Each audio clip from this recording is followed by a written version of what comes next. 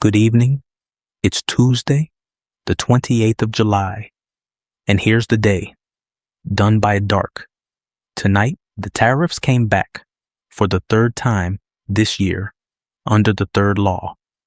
The Federal Reserve began 2 days of meetings and tells us tomorrow the Dow climbed more than 600 points while the NASDAQ barely moved. And at the end, a fishing net that spent 15 years on the bottom of the ocean. Start with the date. On the 20th of February, the Supreme Court ruled that the president does not have the power to impose tariffs under emergency economic powers, striking down most of last year's tariffs. 4 days later, they came back. A 10% surcharge on nearly everything the country imports, this time under a different law, Section 122. But that law carries its own limit, 150 days, unless Congress votes to extend it. Congress did not vote, and so, on the 23rd of July, the surcharge expired on its own. It stayed expired for 1 day. On the 24th, the tariffs returned under a third law, this time as a trade action over forced labor, aimed at 60 trading partners, at 10% and 12.5%, covering nearly everything the country imports. Canada faces up to 50% next month, under a section of the Tariff Act of 1930 that has not been used in 96 years. Here's the part worth holding on to. The forced labor investigation into those same 60 economies opened on the 13th of March, 3 weeks after the court ruled, and 4 months before the surcharge was due to run out. The replacement wasn't written when the clock struck zero. It was written while the clock was still running. The president said today the new tariffs do what the struck down ones did. The legal reasoning has changed 3 times since February. Where the cost lands has not. The Federal Reserve began a 2-day meeting today. It announces tomorrow afternoon, and almost nobody expects a change in rates. What moved today was the mood. The Conference Board's measure of consumer confidence slipped to 90.8, and the reason people gave was work. The sense that a job is harder to find than it was. A central bank expected to hold still, and a public a little less certain. Wall Street finished higher, but not evenly.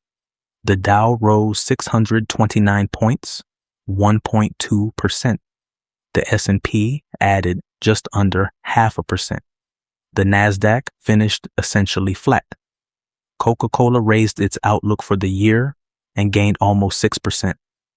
Chip makers went the other way.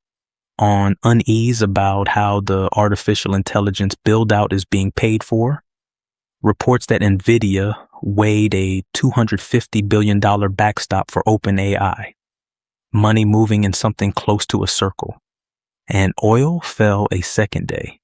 Brent settled at 86.47, down about 2%, as talks between Washington and Tehran resumed. Last week it was above 100. One more, briefly, a warning rather than a headline. UNAID said global funding for HIV programs has fallen nearly 20%, and that 2 decades of progress could turn around if it keeps falling. Nothing has reversed yet. That is rather the point of saying it now. And to end tonight, something pulled up rather than lost. Off Catalina Island, divers went down to a fishing boat that has sat on the seafloor for 15 years, still tangled in its own nets. It's called ghost gear because it goes on fishing long after there's anyone left to haul it in. They brought it up.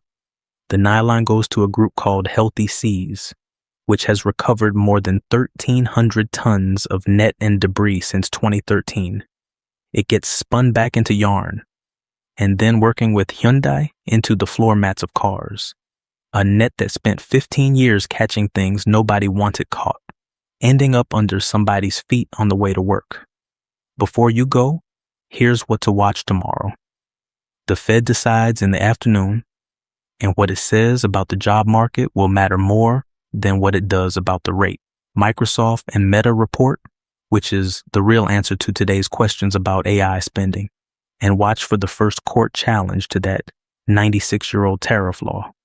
That's Tuesday, a day when an old law came down off a high shelf and a net came up after 15 years. Rest well. We'll be right here again tomorrow evening to wrap whatever comes. Done by dark. Good night. Bye.